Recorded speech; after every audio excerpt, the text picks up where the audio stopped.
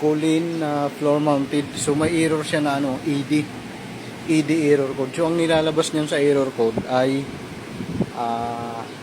sensor, yung ano tawag dito, pressure switch, no, pagka ED. So malalaman natin yan dito. Chinik na namin yan, okay naman yung ano, okay naman yung kanyang pressure switch. Yan oh. Binaypas ko na yan kanina.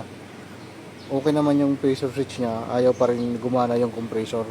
Gumagana yung fan, ayaw yung compressor. Tapos yung lumalabas dito P6. Yan oh. Kasi dapat pag ano P2, pag sensor talaga dapat P2. Ayan oh. Tapos dapat pag gumana yung fan, sasabay na yung compressor. Ngayon titignan natin yung IP in. Titignan natin dito sa output papuntang compressor kung may voltahe. Aandar yan mamaya. Tignan natin kung may voltahe lalabas doon sa tester natin. Ayan oh. Wala siyang voltahe. Galing yan dito sa IP in.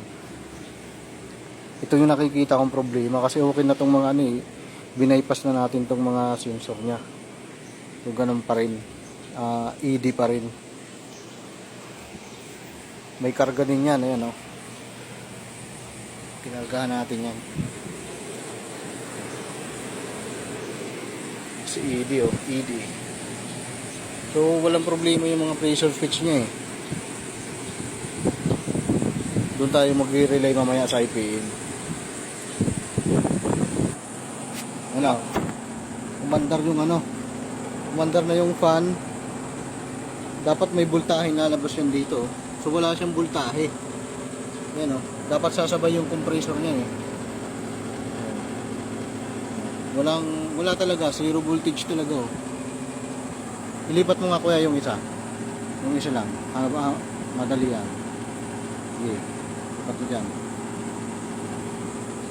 Oh, wala talaga o. Wala talagang voltahe yun. Patay. So IPM talaga ang problema. Wala siyang output papunta sa compressor.